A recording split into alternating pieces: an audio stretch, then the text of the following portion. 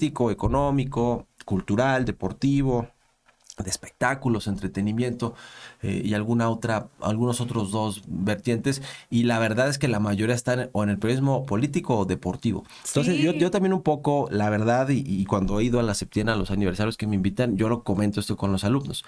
La verdad es que un poco fue incluso estratégico, porque yo para ser un columnista o un conductor destacado en temas políticos o de deportes, ¿no? Que también me gustan los deportes, ¿Sí? pero me gustan los deportes, pero no como para ser un periodista de deportes. Ok, O sea, me ok. gusta verlos, No, ok. disfrutarlos, más o menos sí les sé, pero no estoy clavado, ¿no? Ok. No podría ser un periodista ¿No? deportivo, pero sin embargo son de las fuentes del periodismo más demandadas. Entonces, Ujú. por lo tanto, es más difícil crecer. Sí, Hay sí, menos sí, sí. oportunidades.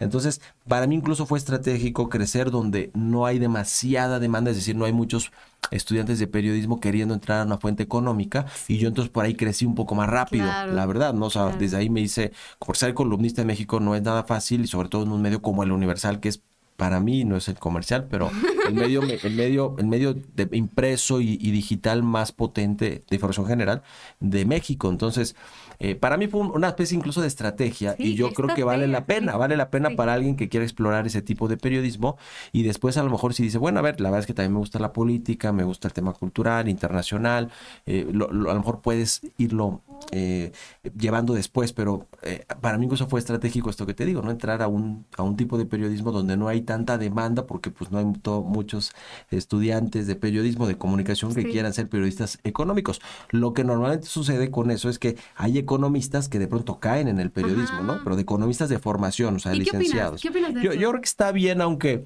y hay unos muy buenos y que con el paso del tiempo han dejado de ser tan técnicos, porque esa es la principal crítica, porque dices, Ajá. un economista que estudió eso y es más técnico en sus Sí, explicaciones, sí, sí. pues como para el periodismo no funciona tanto, porque el periodismo es que lo entienda la gente, que lo consuma Ajá. la gente, la mayor cantidad de gente posible.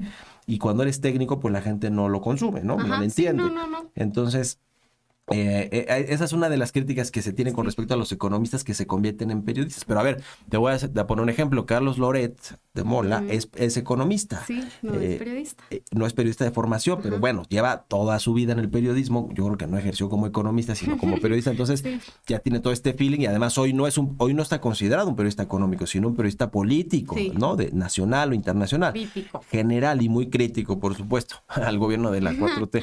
Pero bueno, en fin, yo creo que ahora hay mucho más flexibilidad y más entendimiento del periodismo y de la comunicación de los que son economistas y se convierten en comunicadores o periodistas de esta rama económica. Ok, wow, pues qué estratega saliste. Oye, entonces dime, ¿cuál sería para ti la clave para ser un buen periodista?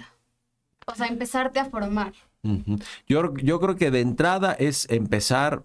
De entrada es que te guste, que te Ujú. apasione, un poco lo que yo te contaba. O sea, cuando digo que te guste, que te apasione, te tienes que decir, a ver, sí quiero escuchar los programas de radio, ver los programas de televisión, leer los periódicos, ver a los columnistas, leer la prensa internacional, los medios internacionales. O sea, que más allá de que te interese la información, las noticias, te interesa saber cómo se generan, cómo se producen desde el punto de vista periodístico, cómo se aborda una historia, Ujú. una entrevista, cuáles son las mejores entrevistas, mis referentes en el periodismo. O sea, desde ese punto de vista, o sea, te tiene que encantar para que tú consumas mucho y después tú formes tu propio estilo, ya sea que hagas radio, televisión, podcast, Ok, escribir en columnas o libros, no sé, o sea, todas estas ramas del periodismo las puedes hacer, pero creo que detrás de todo debe haber pasión, y que se note esa pasión, sí, porque es lo que te va a